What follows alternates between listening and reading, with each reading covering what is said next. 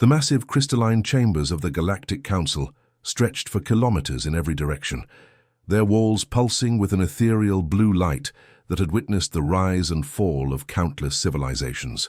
Today that light seemed dimmer, as if the ancient structure itself sensed the gravity of what was about to unfold.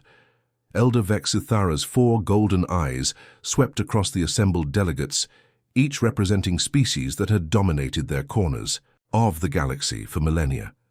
The ancient being's translucent skin rippled with bioluminescent patterns, a sign of deep concern that only the oldest members recognized.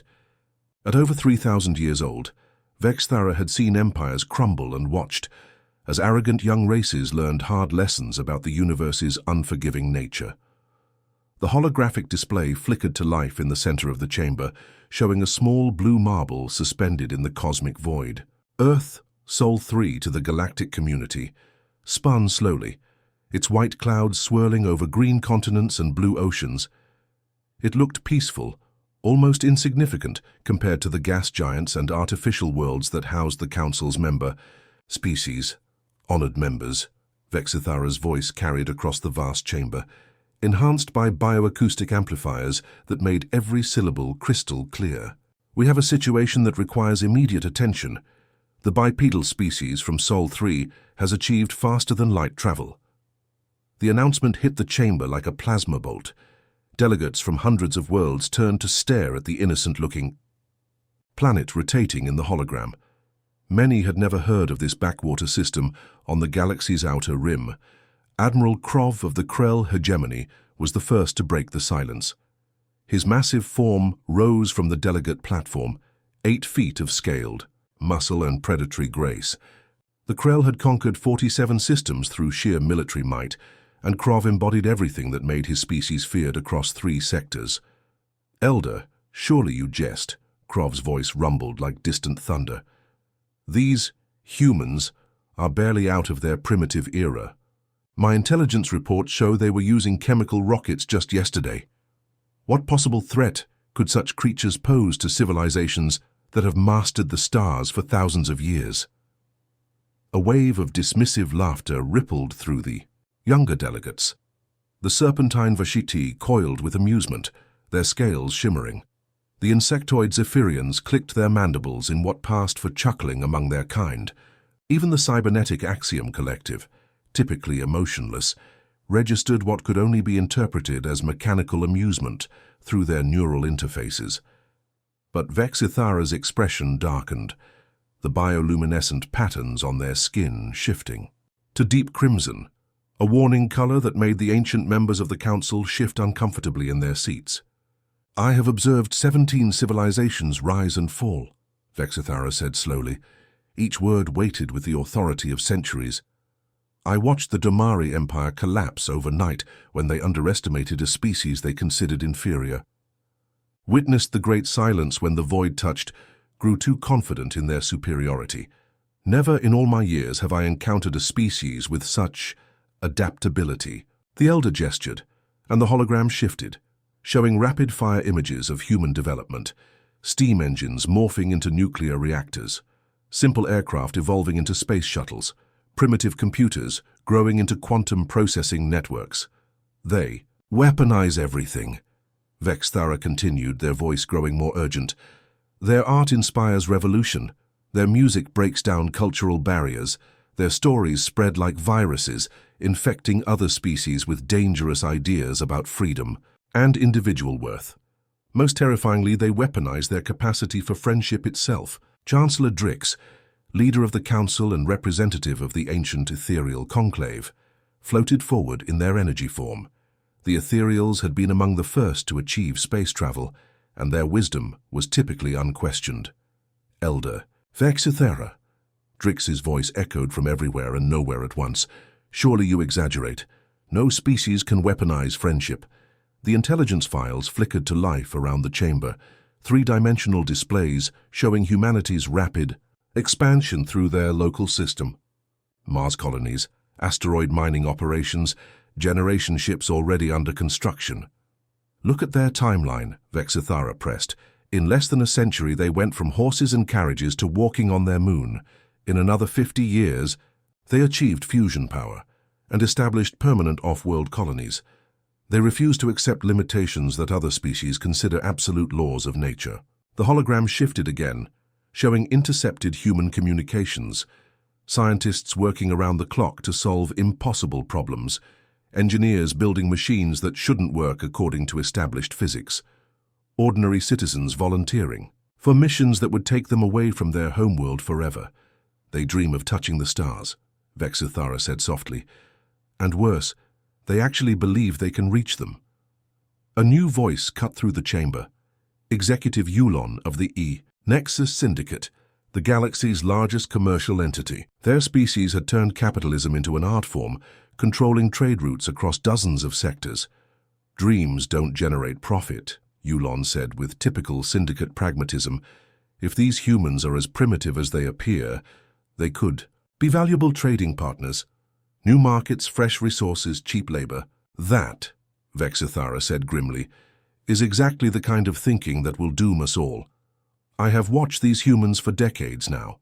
When they encounter a problem, they don't accept failure. They find another way. When they face opposition, they don't retreat. They adapt. When they meet other species, they don't just trade or conquer. They inspire. The chamber fell silent as the weight of the Elder's words sank in. In the hologram, Earth continued its gentle rotation, looking as harmless as ever. I propose we issue a formal warning to all member civilizations, Vexithara announced. Treat these humans with extreme caution, never underestimate their capabilities. Most importantly, avoid direct conflict at all costs. If we try to suppress them, if we attempt to control them, if we give them reason to see us as enemies rather than potential friends. The Elder's voice trailed off, but the implication hung heavy in the recycled air of the chamber. The vote was called. Ancient species, those who had seen the rise and fall of countless civilizations, voted in favor of the warning. The ethereals, the first builders, the watchers from beyond, all recognized the wisdom in caution. But they were outnumbered. The younger races, drunk on their own power and convinced of their superiority, saw only opportunity in humanity's emergence. New worlds to conquer, fresh resources to exploit, primitive beings to dominate or enslave. Motion denied, Chancellor Drix announced, their energy form flickering with what might have been regret. The humans will be treated as any other emerging species. Standard first contact protocols will apply. As the session ended and delegates began filing out, chattering excitedly about the opportunities this new species might provide, Vexithara remained motionless before the hologram of Earth. The ancient being's patterns had faded to a deep, ominous purple. The warning was filed away in the Council's vast digital archives, just another bit of overcautious advice from an aging elder, lost among millions of similar reports about species that had risen briefly before being absorbed into the greater galactic community or destroyed by their own limitations. But Vexithara knew better. The elder had seen this pattern before, recognized the signs that others chose to ignore. As the chamber emptied and the lights dimmed, one thought echoed through the ancient being's mind like a death knell. The galaxy had no idea what was coming.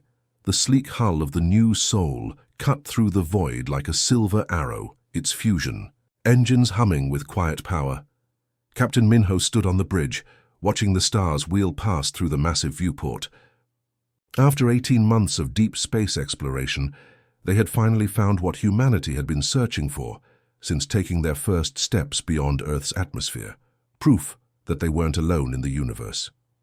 The communication array crackled to life, filling the bridge with static before resolving into a clear signal. Minho's heart raced as alien symbols appeared on the main screen, followed by what could only be a translation matrix attempting to decode their language. "Captain," Lieutenant Jinwoo called from the communication station, his voice tight with excitement. "We're receiving a directed transmission. The computer says it's trying to establish contact protocols." Every human on the bridge held their breath. This was it. First contact with an alien civilization, humanity's greatest moment. The culmination of centuries of dreaming about life among the stars. The view screen flickered, and suddenly they were staring at something that belonged in their worst nightmares. Admiral Krov's massive form filled the display, 8 feet of scaled, muscle and predatory grace. His reptilian features were arranged in what could only be a sneer, yellow eyes gleaming with barely contained violence. Behind him, the bridge of a Krell warship stretched into shadows, filled with similarly imposing figures. "Welcome, primitive humans," Krov's voice rumbled through the bridge speakers, each word dripping with contempt. "I am Admiral Krov of the Krell hegemony. You have entered our territory without permission.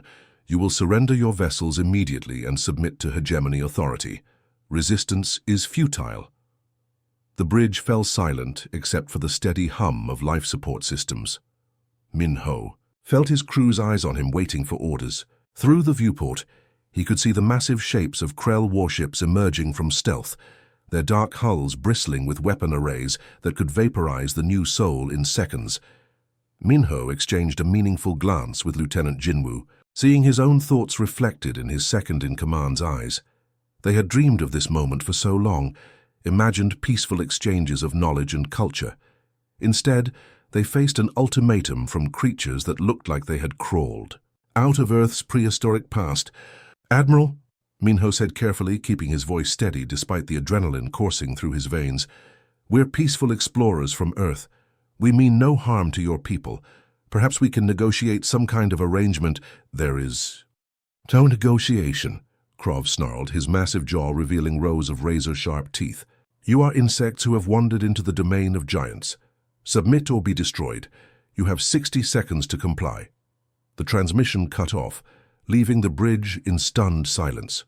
Around them, the Krell fleet moved into attack formation, their weapons charging with ominous energy buildups that lit up the new Sol's threat detection systems like a Christmas tree.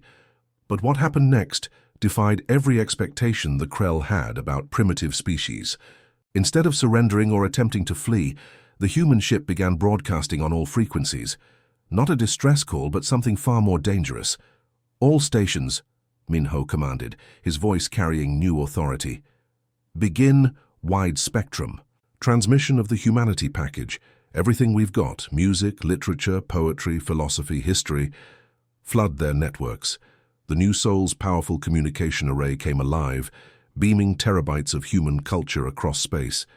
Beethoven's Ninth Symphony mixed with jazz from old Earth nightclubs. Shakespeare's sonnets intertwined with children's lullabies, sung in dozens of languages. Stories of ordinary people doing extraordinary things poured across the void. Tales of sacrifice, love, hope, and the unbreakable human spirit. On the Krell flagship, Admiral Krov watched in confusion as his ship's systems were overwhelmed by the incoming transmissions. "What is this?" he growled at his communications officer. "Sir, they're broadcasting everything, art, music, stories. Our civilian networks are picking up the signals." Within minutes, something unprecedented began happening across the Krell fleet. Crew members abandoned their posts to listen to human music that spoke to something deep in their souls. Engineers gathered around displays showing human art that captured emotions they had never been allowed to express. Even hardened warriors found themselves moved by simple stories of humans helping strangers, of people choosing kindness over cruelty. On the planet below, millions of Krell civilians received the transmissions through their personal devices. For the first time in their lives, they heard alternatives to the hegemony's endless propaganda about strength through conquest. They listened to humans singing about peace, about love, about the beauty of existence itself. "Sir," the communications officer reported, his voice shaking, "we're receiving thousands of queries from civilian sectors. They're asking why we never told them about music that makes them feel this way." Admiral Krov's roar of rage echoed through the bridge, but it was too late. The damage was done. Questions were spreading through Krell society like wildfire, questions their government had no answers for. Meanwhile, across the galaxy, another drama was unfolding in the gleaming corporate headquarters of the Nexus Syndicate. Executive Director Yulok, a being whose species had turned capitalism into an art form, reviewed the trade proposal from the human delegation with barely concealed amusement. The human representative, So-Min Park, sat across from the massive conference table with the kind of quiet confidence that came from representing an entire species. She was small compared to most galactic standards, but there was something in her dark eyes that suggested she was far more dangerous than her appearance indicated. "These terms are completely unacceptable," Yulok declared, his multiple arms gesturing dismissively at the holographic contract floating between them. "We offer standard colonial rates. 70% of all profits go to the syndicate, 30% to your species. This is generous for primitives who should be grateful for our attention." Somin smiled, and somehow that simple expression made Yulok uncomfortable in ways he couldn't explain. "I'm afraid that won't work for us. We propose equal partnership, 50-50 split of all profits with full autonomy over our internal affairs." The syndicate executive's jaw dropped. In thousands of years of business, no species had ever demanded equal treatment. The very concept was revolutionary, dangerous to the established order that kept the syndicate in power. "Impossible," Yulok sputtered. "No species has ever received such terms. You are newcomers, primitives. You should be honored that we're willing to trade with you at all." Somin stood gracefully, gathering her materials with unhurried movements. "Then we'll trade elsewhere," she said simply. "I understand there are several independent systems that would be interested in fair partnerships." She turned toward the door, and panic flickered in Yulok's eyes. The humans had resources the syndicate desperately needed: rare minerals, unique biotechnology, and most importantly, ideas that were already spreading through intercepted communications. "Wait," Yulok called, but Somin was already gone. Within a week, the consequences of that simple rejection rippled across 3 sectors. 3 syndicate worlds, planets that had been under corporate control for centuries, declared independence and requested human protection. The humans hadn't fired a single shot, hadn't threatened anyone, hadn't used force of any kind. They had simply introduced a revolutionary concept that spread like a virus through oppressed populations. Choice: workers on syndicate mining worlds. Heard human stories about labor unions and workers' rights. Corporate slaves learned about concepts like fair wages and personal freedom. Entire populations discovered that they didn't have to accept exploitation as the natural order of things. The most terrifying part, from the syndicate's perspective, was that the humans seemed genuinely surprised by the response. They weren't trying to start revolutions. They were just being themselves, sharing their values as naturally as breathing. On the bridge of the New Soul, Captain Minho watched the chaos unfolding across Krell space as their communications continued flooding the airwaves with human culture. Reports were coming in from across the galaxy, other first contact scenarios playing out with similar results. "Sir," Lieutenant Jinwoo reported, "we're receiving surrender requests from 17 Krell vessels. Their crews are asking for asylum." Minho nodded grimly. Elder Vex Thara's warning echoed in his mind, though he had never heard it. The humans weren't trying to conquer anyone. They were just being human. And somehow, that was proving to be the most dangerous force the galaxy had ever encountered. The age of human expansion had begun, and nothing would ever be the same. The emergency session of the Galactic Council convened in a chamber that looked nothing like its former glory, where once hundreds of delegates had sat in gleaming seats representing civilizations across the galaxy. Now barely 50 remained. Empty platforms stretched into the shadows, their holographic nameplates flickering weakly. The Krell hegemony, the Nexus Syndicate, the Vax Empire, dozens more.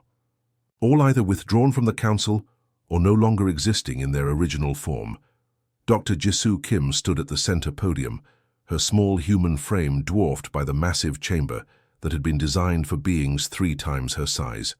The xenopsychologist Zhao, calm demeanor masked the revolutionary nature of what she was about to present. Behind her, holographic displays showed data that defied every established model of interspecies interaction. "Honored delegates," she began, her voice amplified through the chamber's ancient systems. "What we're witnessing across the galaxy is unprecedented in recorded history. Humans possess an ability to form deep emotional bonds across species barriers that our psychological models cannot explain." Chancellor Drix's energy form flickered with agitation. "Dr. Kim, you're suggesting that your species has some kind of supernatural ability?" Jisoo shook her head, a slight smile playing across her lips. "Not supernatural, Chancellor, simply human. We call it empathy, but it goes deeper than that. When we meet another being, we don't see an alien species first. We see an individual with hopes, fears, dreams, and pain. We instinctively try to understand their perspective. The holographic displays shifted, showing footage from across the galaxy. On Krell worlds, human advisors worked side by side with former hegemony soldiers, rebuilding cities that had been ravaged by centuries of conquest. The humans weren't giving orders. They were asking questions, listening, learning. They inspire loyalty not through fear or coercion, Jisoo continued, but through genuine care and respect. This creates bonds that are stronger than any military alliance or trade agreement. In the depths of the former Krell flagship, Admiral Krov pressed his scaled face against the energy bars of his detention cell. The mighty warrior who had once commanded fleets across 3 sectors now watched helplessly as his former soldiers escorted human advisors through the corridors of his own ship. But what tormented him most wasn't his imprisonment. It was the laughter echoing through the halls. For the first time in Krell history, their warriors were laughing. Not the harsh, cruel laughter of victors over the defeated, but genuine joy. The humans had taught them something the hegemony had spent centuries trying to suppress. That strength could be used to protect rather than dominate. "Sir," one of his former lieutenants had told him just yesterday, "the humans showed us recordings of their own warriors. They call them heroes, not because they conquered, but because they saved lives. They sacrificed themselves to protect strangers. We never knew war could be about something other than taking what we wanted." Krov had roared in rage, demanding to know how his proud warriors could be swayed by such weakness. The lieutenant had simply looked at him with something that might have been pity. "With respect, Admiral, they're not weak. Have you seen their battle records? They fight harder than any Krell when protecting others.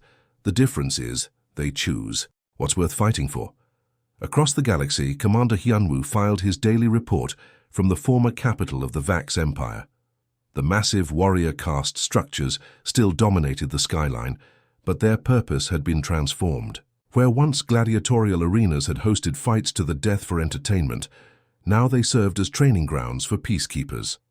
"The transformation is complete," Hyunwoo reported to Earth Command. "The Vax warrior caste has fully embraced human concepts of honor. They no longer fight for conquest or glory, but for the protection of the innocent. Their entire culture has shifted from predator to guardian." He paused, watching through his office window as Vax warriors trained alongside human marines. The aliens were teaching the humans traditional combat techniques that had been perfected over millennia, while the humans shared tactical doctrines, focused on minimizing civilian casualties and protecting non-combatants. "It's remarkable," Hyunwoo continued.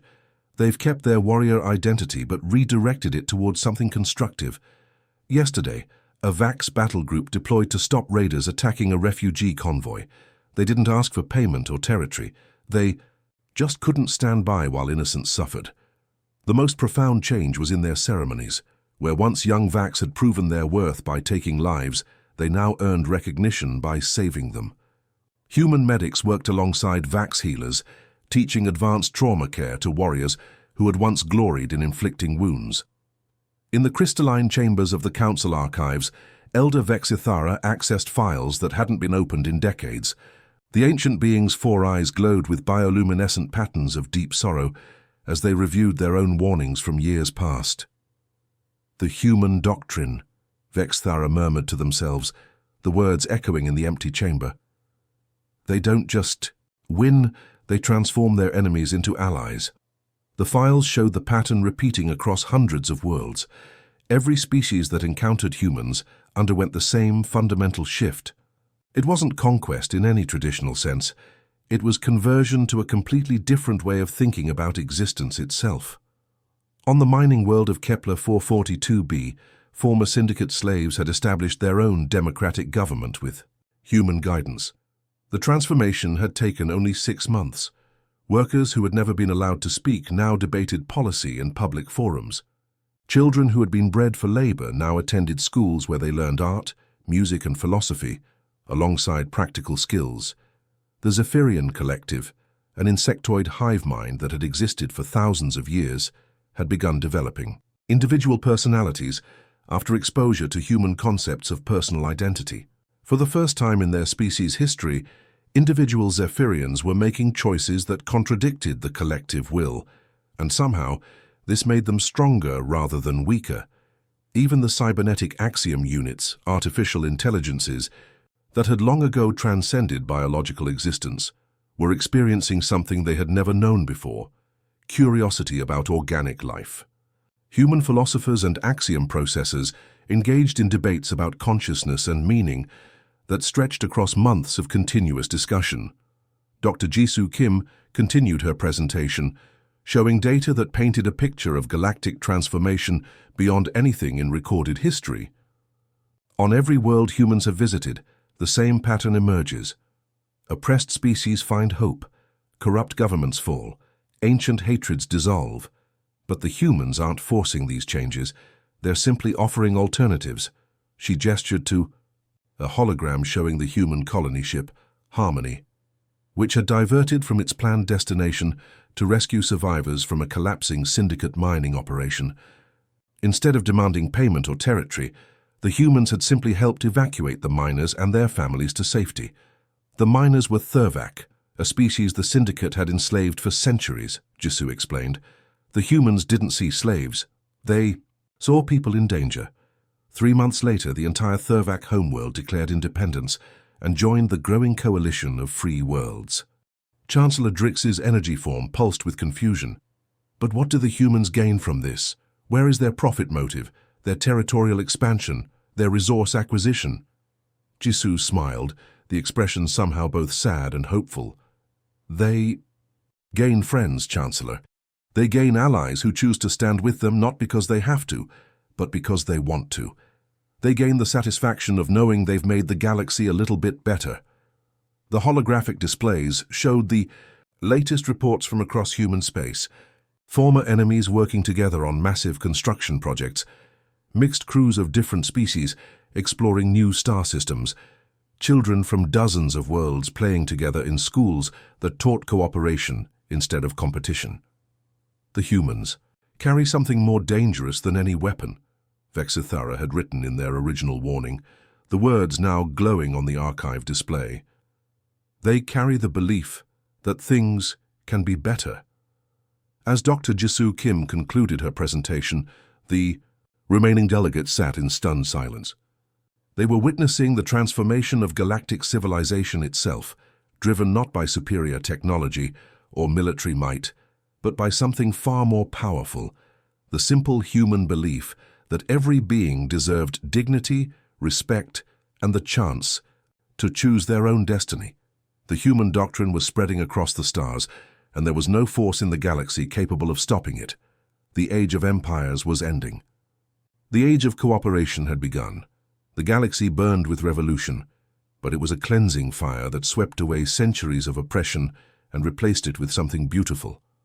On the former Krell homeworld of Krell Tar, massive construction, mechs worked alongside beings who had once been mortal enemies. The sight would have been impossible just 2 years ago.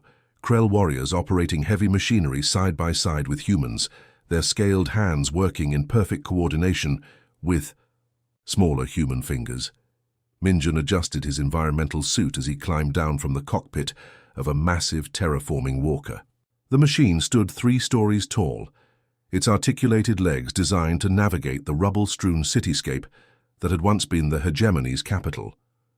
Around him, the air buzzed with the sound of reconstruction. Plasma cutters reshaping twisted, metal anti-grav lifters moving debris, and most remarkably, the sound of laughter echoing across the construction site. The residential district is ahead of schedule, reported Krelthos, his massive form emerging from behind a demolished government building. The former hegemony enforcer had traded his weapons for construction tools, but his natural strength made him invaluable in the rebuilding effort. The humans' modular housing design is brilliant. We can have 500 families relocated by next week. Minjun nodded, consulting his tablet. The efficiency was remarkable, but it wasn't just about the technology. The humans had introduced something far more revolutionary than advanced construction techniques. They had taught the Krell that every individual life mattered. We were slaves to our own system, Kreltos continued. his voice carrying a tone of wonder that would have been impossible during the hegemony's reign. For generations, we believed that strength meant domination, that the weak existed only to serve the strong. The humans showed us that orders could be questioned, that there was a better way to live. A group of young Krell hatchlings ran past, their scales gleaming in the afternoon sun. They were playing with human children, their games a mixture of Earth playground activities and traditional Krell challenges. The sight would have been unthinkable under the old regime, where different species were kept strictly segregated. "Look at them," Krelthos said, gesturing toward the playing children. "My own offspring would have been trained as soldiers by..." Now taught to see other species as enemies or resources to be exploited. Instead, they're learning cooperation, creativity, friendship. We're raising a generation that will never know the hatred that consumed us for so long. Across the galaxy, the Nexus Syndicate faced complete collapse as world after world declared independence. The corporate structure that had controlled interstellar commerce for millennia crumbled when exposed to human concepts of fair trade and workers' rights.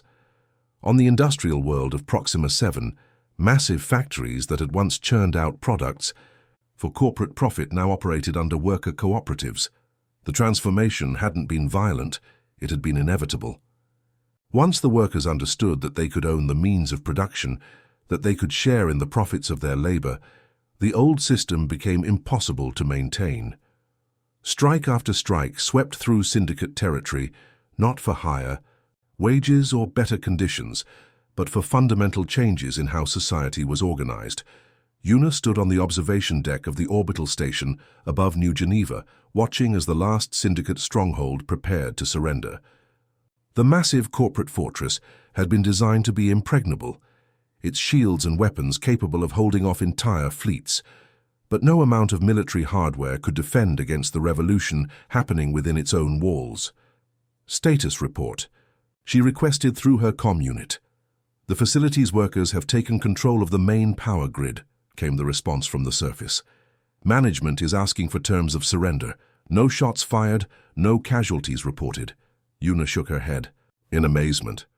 "They simply realized they didn't have to live under corporate rule," she reported to Earth Command. "Freedom, once tasted, becomes irresistible." Through the viewport, she could see syndicate security forces laying down their weapons and joining the celebration in the streets below. The transformation was complete. Another world had chosen cooperation over exploitation. The Vax Empire's transformation was perhaps the most dramatic of all. Their warrior culture remained intact, but it had been completely redefined. The gladiatorial arenas that had once hosted fights to the death now served as training grounds for peacekeepers. Instead of conquest, the Vax warriors now fought to protect the weak, the innocent, the defenseless. Commander Thaxvol stood before a gathering of his battle brothers, his ceremonial armor gleaming in the light of Vax Prime's twin suns. The massive warrior had once been feared across 3 sectors for his ruthless efficiency in battle. Now he commanded a peacekeeping force that responded to distress calls throughout the galaxy. "Brothers," he announced to the assembled warriors, "we have received word of raiders attacking merchant vessels in the Outer Rim. They prey on civilians, on families trying to build new lives away from the old oppression." A roar of approval echoed through the arena. The Vax warriors' blood still ran hot for battle, but now that passion was directed toward protection rather than conquest. "We deploy at dawn," Thaxvol continued. "We fight not for territory or treasure, but for something greater, for the right of peaceful beings to live without fear." The humans had shown them that true strength came from service, not domination.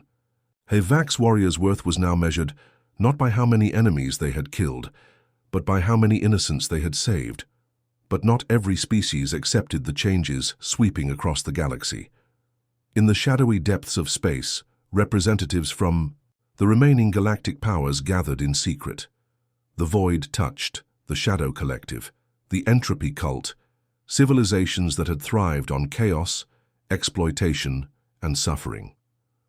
Admiral Zixkar of the Void Touched spoke first, his form shifting between dimensions as he addressed the assembled delegates. "The human contamination spreads faster than our worst projections. Entire sectors have been lost to their Ideology? It's not just ideology, hissed Overlord Drexmar of the Shadow Collective. It's a fundamental transformation of consciousness itself. Species that served us for millennia now refuse to acknowledge our authority. The holographic displays around the chamber showed the scope of the crisis. Red zones marked areas under human influence, growing larger with each passing day. Blue zones showed remaining allied territories, shrinking at an alarming rate. "We must form the anti-human coalition," declared High Priestess Vex Anna of the Entropy Cult. "Pool our resources, coordinate our responses. The humans must be stopped before their poison spreads to our own populations." But even as they spoke, doubts crept into their minds. Reports were coming in from their own territories, workers questioning orders, soldiers deserting their posts, entire populations beginning to ask why they had to live in fear and oppression. The Coalition's first major operation was a disaster. They had planned to strike at a human colony world, expecting to find a defenseless target. Instead, they encountered a defense fleet composed of ships from dozens of different species, former enemies now fighting side by side to protect their new way of life. The battle was brief, but decisive. The coalition forces weren't just outnumbered, they were outmaneuvered by crews who trusted each other completely, who fought not for conquest, but for the protection of their chosen family.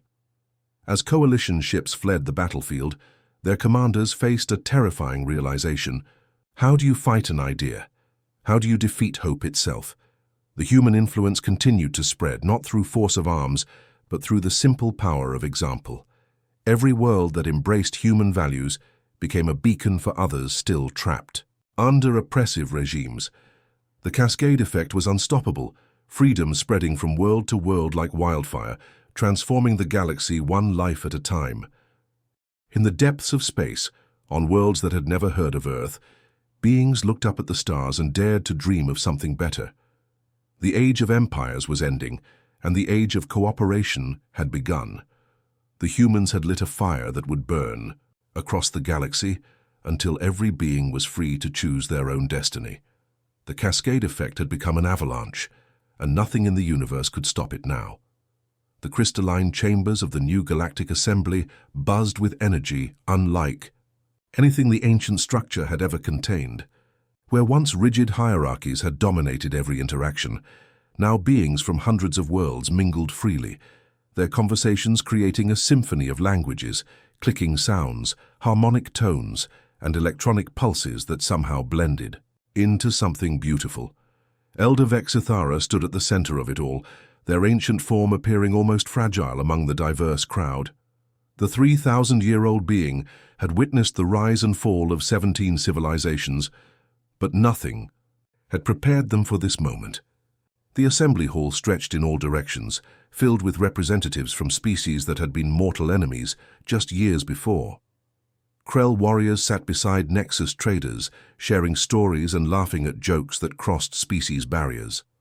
Vax peacekeepers demonstrated combat techniques to curious youngsters from a dozen different worlds. Even the enigmatic Zephyrians had opened their collective consciousness to individual expression, their compound eyes sparkling with newfound curiosity about the universe around them. "Honored friends," Vexthara began, their voice carrying across the chamber through bioacoustic amplifiers that had been redesigned by a joint human axiom engineering team. "I stand before you today with words I never thought I would speak." The massive chamber fell silent, thousands of beings focusing their attention on the ancient elder. Holographic displays flickered to life around the room, showing images of the old galaxy, the rigid hierarchies, the oppressive empires, the endless cycles of conquest and subjugation. "Years ago I warned this council about the humans," Vexithara continued, their bioluminescent patterns shifting to display the deep purple of profound reflection. "I told you they were dangerous. I begged you to treat them with caution, to avoid conflict at all costs. I was ignored." A ripple of uncomfortable awareness passed through the assembled delegates. Many remembered that fateful session, the dismissive laughter, the arrogant certainty that primitive humans could never threaten established galactic powers. "I was right," Vexithara said, their voice growing stronger. "The humans were dangerous, but not in the way any of us expected. Captain Minho rose from the human delegation, his simple uniform standing out among the elaborate costumes and ceremonial armor worn by other representatives. The man who had once commanded a lone exploration vessel now served as humanity's first galactic ambassador, but he still carried himself with the same quiet dignity that had marked his first contact with alien civilizations. "Elder Vexithara," Minho said, his voice warm with respect, "we never sought to conquer anyone. We never wanted to destroy the old order for the sake of destruction. We only wanted to share what we had learned through centuries of struggle on our own world, that cooperation is stronger than conflict, that diversity is strength, that every conscious being deserves respect and the right to choose their own path." The holographic displays shifted, showing the transformation that had swept across the galaxy. The Krell hegemony had become the Krell Republic, their warrior culture redirected toward protection and community service. Where once they had conquered worlds to feed their empire's hunger for resources, now they built schools and hospitals on worlds devastated by natural disasters. The Nexus Syndicate had dissolved entirely, but not through violent revolution. Instead, it had evolved into thousands of independent trading cooperatives, each world free to set its own terms for commerce. The cutthroat competition that had once characterized galactic trade had been replaced by networks of mutual support and fair exchange. Most remarkably, the Vax Empire had transformed into the Vax Protectorate, their legendary warriors now serving as peacekeepers throughout their sector of space. Their gladiatorial arenas had been converted into training facilities where beings from across the galaxy learned conflict resolution and emergency response. The transformation was not imposed, Minho continued, gesturing to the mixed crowds around the chamber. It was chosen, on every world by every individual who decided that there had to be a better way to live. In the assembly gardens visible through the chamber's transparent walls, a scene played out that would have been impossible. Under the old order, human children ran and played alongside young Krell, their scales gleaming in the artificial sunlight. Zephyrian hatchlings practiced their first individual thoughts, while Vax cubs learned that strength could be gentle. Even young Axiom units, newly awakened to curiosity about organic life, watched the games with electronic wonder. Their laughter echoed through corridors where once only the whispers of political manipulation and backroom deals had been heard. The very architecture of the station seemed to have responded to the change. Bioluminescent vines from the ethereal homeworld now grew along the walls, while holographic art installations created by collaborative teams from dozens of species filled empty spaces with beauty. Delegate Krelthos, the former hegemony enforcer, who now served as the Krell Republic's Minister of Education, stood to address the assembly. His massive form was draped not in military armor, but in simple robes that bore the symbols of the new Galactic Cooperation Accords. "I spent 40 years as a soldier," he said, his voice carrying to every corner of the chamber. "I conquered 17 worlds for the hegemony. I believed that strength meant the ability to take what you wanted from those too weak to stop you." He paused, looking directly at the human delegation. "The humans showed me that I was wrong. Real strength is the ability to lift others up, to protect those who cannot protect themselves, to build instead of destroy. They didn't conquer us. They liberated us from our own ignorance." Similar testimonies came from representatives across the galaxy. Former syndicate executives spoke about discovering the joy of fair business practices. Vax warriors described the honor they found in protecting rather than conquering. Even the mysterious void touched had sent an observer, their dimensional shifting forms stabilizing as they learned about concepts like trust and cooperation. But perhaps the most moving moment came when a young Thurvac stepped forward. The species had been enslaved by the Syndicate for centuries, bred specifically for dangerous mining operations. Now, barely 10 years old, she spoke with the confidence of someone who had never known oppression. "My grandmother tells stories about the old times," she said in perfect galactic standard, her metallic skin reflecting the chamber's lights. "About when her people worked in the deep mines until they died, never seeing sunlight or breathing clean air. She says the humans didn't just free our bodies, they freed our minds to imagine that we could be more than we were born to be. The Child gestured to a group of mixed-species students, visible through the viewing ports. Now I go to school with friends from 20 different worlds. We're learning to build starships together, to explore new systems, to create art that combines the best of all our cultures. The humans gave us the greatest gift possible. They gave us the future. Elder Vexithara felt something they had not experienced in millennia: tears. The ancient being's complex physiology responded to emotions that had been dormant for centuries, bioluminescent patterns shifting through colors that had no names in any galactic language. Perhaps, Vexithara mused, their voice barely above a whisper but somehow carrying throughout the chamber. Some warnings are meant to be ignored. Perhaps some chaos is necessary for growth. Perhaps what we feared as destruction was actually transformation. They looked around the chamber at the impossible sight before them, former enemies working as partners, ancient rivals sharing knowledge, species that had never spoken now collaborating on projects that would have been unthinkable under the old order. The galaxy had been warned about humans, Vexithara said, their voice growing stronger with each word. We ignored that warning, and in that ignoring, in that failure to listen to fear and prejudice, the galaxy found something it never knew it needed. The ancient being paused, watching through the viewing ports, as children from dozens of worlds played together in the gardens below, their games a joyful mixture of traditions from across the stars. Hope, Vexithara whispered. The humans brought us hope. As the session concluded and delegates began to mingle, planning joint missions to explore uncharted regions of space, to build new colonies where any being could find a home, to create art and music and literature that celebrated the beauty of diversity, one truth became clear to all who witnessed it. The age of empires was over. The age of cooperation had begun. And at the center of it all, humble humans continued to do what they had always done. They reached out their hands in friendship, believing that together, any challenge could be overcome. The galaxy had been transformed not by conquest, but by the simple revolutionary idea that every being deserved dignity, respect, and the chance to reach for the stars. The end.